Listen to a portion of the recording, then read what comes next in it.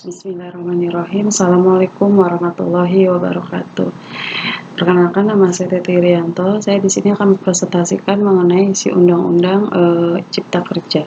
Undang-Undang Cipta Kerja ini terdiri dari 11 klaster pembahasan dengan beberapa poin di dalamnya, yaitu yang pertama penyederhanaan perizinan berusaha, yang kedua persyaratan investasi, yang ketiga ketenagakerjaan, yang keempat kemudahan dan perlindungan UMKM, yang kelima kemudahan berusaha, yang keenam dukungan riset dan inovasi, yang ketujuh administrasi pemerintahan, yang kedelapan pengenaan sanksi, yang sembilan adalah pengadaan lahan, yang 10 investasi dan proyek pemerintah, yang ke-11 kawasan ekonomi.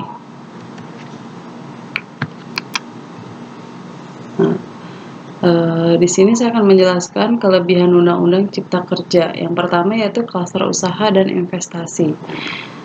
Yang pertama adalah proses perizinan berusaha dan berinvestasi lebih sederhana dan dipercepat, yaitu persyaratan untuk investasi menjadi lebih sederhana, perizinan untuk usaha mikro kecil tidak diperlukan lagi, cukup hanya dengan pendaftaran saja. Nah, yang kedua adalah stop korupsi dan pungli. Pungli itu yaitu pungutan liar, dan juga korupsi itu dipotong dengan mengintegrasikan seluruh proses perizinan ke dalam sistem perizinan elektronik melalui sistem OSS atau Online Single Submission. Kegiatan yang ketiga adalah kegiatan usaha dan berinvestasi makin dipermudah, yaitu pengurusan hak paten, merek juga dipercepat, pengadaan tanah dan lahan bagi yang kepentingan umum dan investasi jauh lebih mudah. Yang selanjutnya adalah klaster ketenagakerjaan, yaitu perjanjian kerja waktu tertentu atau PKWT. Ini terdiri dari pemberian uang kompensasi PKWT sesuai dengan masa kerja pekerja atau buruh. PKWT hanya dapat dibuat untuk pekerja tertentu.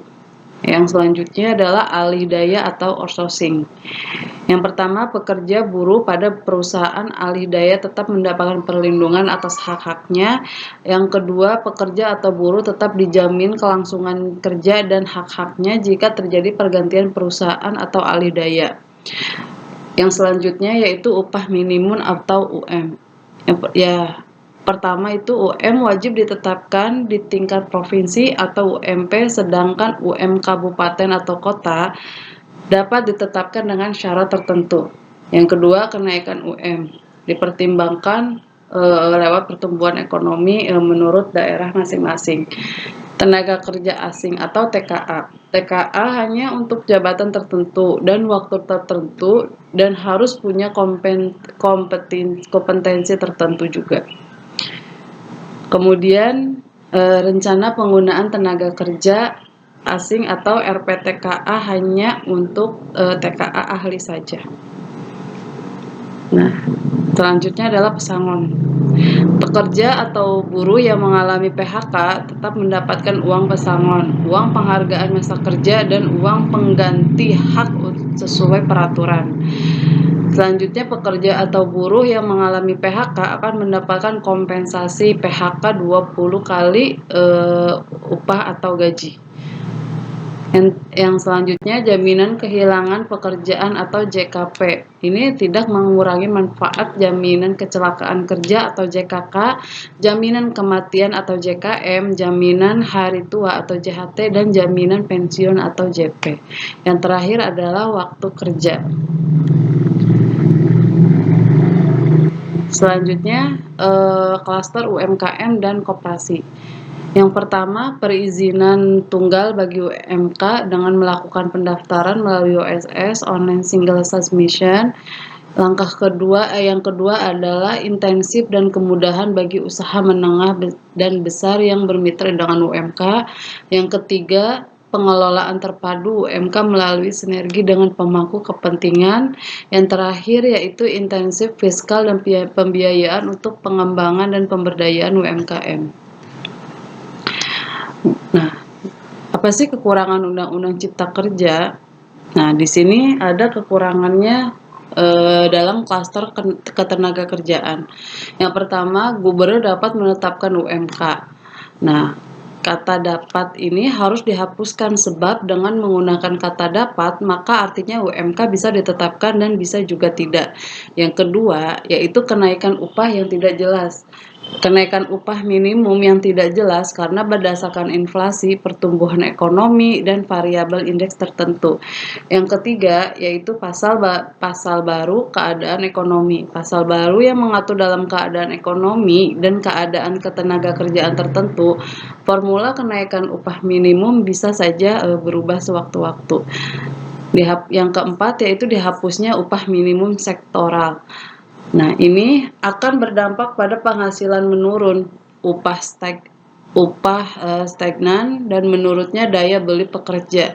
Memicu juga konflik ketidakadilan serta menurunnya produktivitas. Yang kelima yaitu waktu outsourcing yang tidak jelas. Karena dalam waktu aturan itu yang boleh menggunakan outsourcing hanya di pekerjaan atau penunjang, itu pun hanya dibatasi untuk 5 jenis pekerjaan. Yang pertama catering, security, driver, cleaning service, dan penunjang perminyakan. Yang keenam yaitu uang pesangon. Terkait dengan pesangon ini, uang penggantian hak 15% tidak dihilangkan. Pesangon bisa di atas 1 kali aturan.